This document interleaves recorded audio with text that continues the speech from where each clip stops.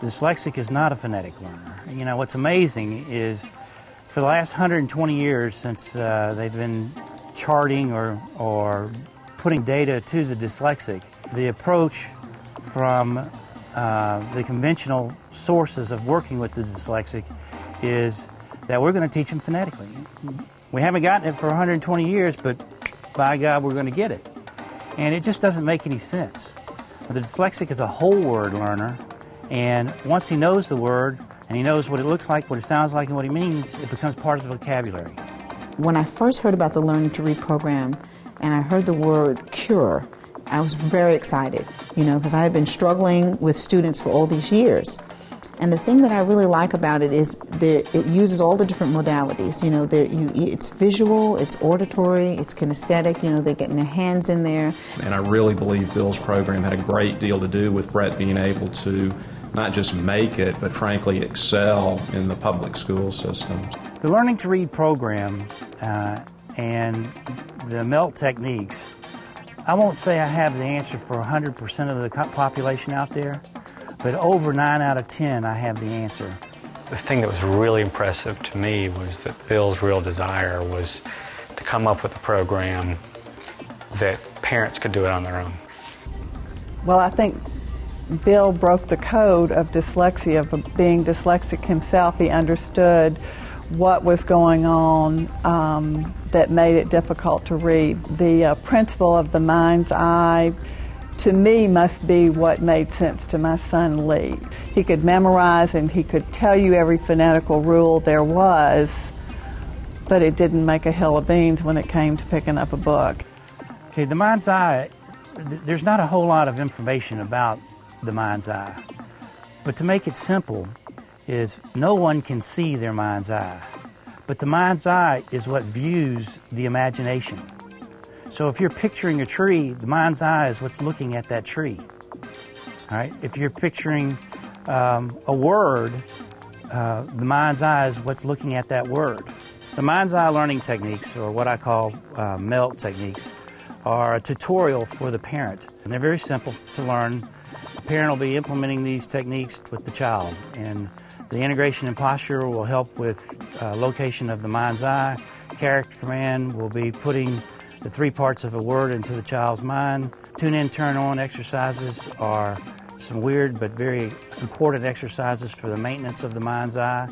And then the reading rhythm and punctuation techniques is what ties everything together and increases the child's fluency when reading and maximizes comprehension. I was having a lot of difficulties. I couldn't spell words, couldn't read full sentences. And the Learning to Read program helped us. It gave us all of those answers, and it unlocked a lot of the difficult areas for us. All right, for the dyslexic, when he tries to read a word, 2 things happen. If he knows the word, he reads it. If he doesn't know the word and it exceeds the threshold for confusion, then all of a sudden the mind's eye will start to rove and try to figure out what the word is. And when I say rove, it means you can see it from backwards, upside down, from down here, from up here, from a number of different angles, and that takes place in a fraction of a second. And whatever the last angle is, that's what the dyslexic's going to read or put down. She was doing what I call guessing, where she sees the first part of a word, and dyslexic people are real 3D thinkers. And so they'll look at the first letter of a word, such as composition, and they'll just make a guess. And sometimes they end up with a word that begins with a C and ends with an N, but it's not anything close to composition. And so when I first started working with her, she was making all these wild guesses. By the end of the program, she was able to look at the word and see composition. It's very simple. They have 2 parts of a 3-part equation. They have what it looks like and what it sounds like, but they don't have the meaning associated with it. But sight words are words that don't lend themselves to any particular meaning. They have no concreteness to them. Like the word door is a concrete definition to it. I mean, you just picture a door when I say door. But when I say the, what do you picture?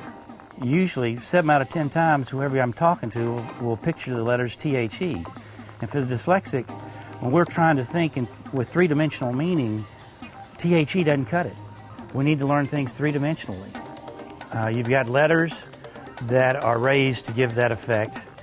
You've got pop-up art, which is kid-friendly.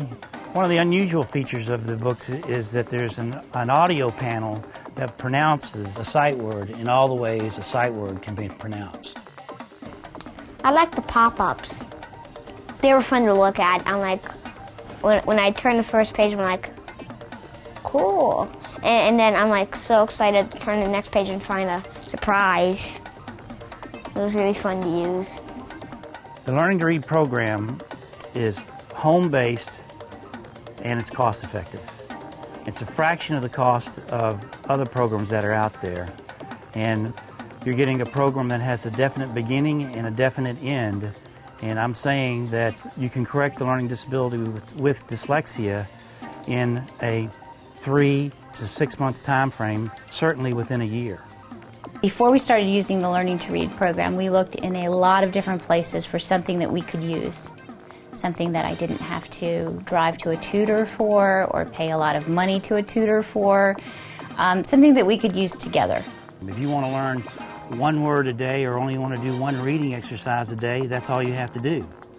If the child is capable and willing, you can learn 5 to 7 words a day and you can do 30 minutes of reading.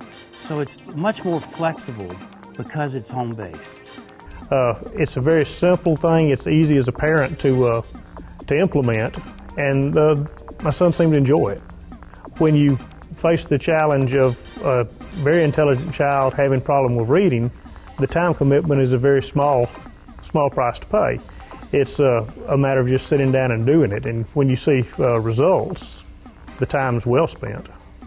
I focused mainly on the dyslexic, but this applies to any child. When it comes to an abstract word, memorization is a tough thing to do.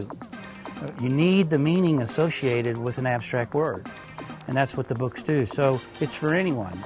I have a certain number of students who still fall in on the low echelon, and I'll actually loan the books and I'll let them take them home and use them. And it helps. I mean, I can tell. They're not making those wild guesses, and those abstract words are all of a sudden becoming something more easy for them to understand and to read. For a parent that's confused, the number one thing that I would tell them to do is go to the website, and there's an Am I Dyslexic questionnaire. And it's 33 questions about the characteristics of a dyslexic. And then secondly, what I would do would be have them do the reading test. And if they do the reading test and they get 2 or 3 replaced or skipped words or skipped lines or omitted words, then I'd say, you need to read further into the website because there's a very high probability that you got a dyslexic child.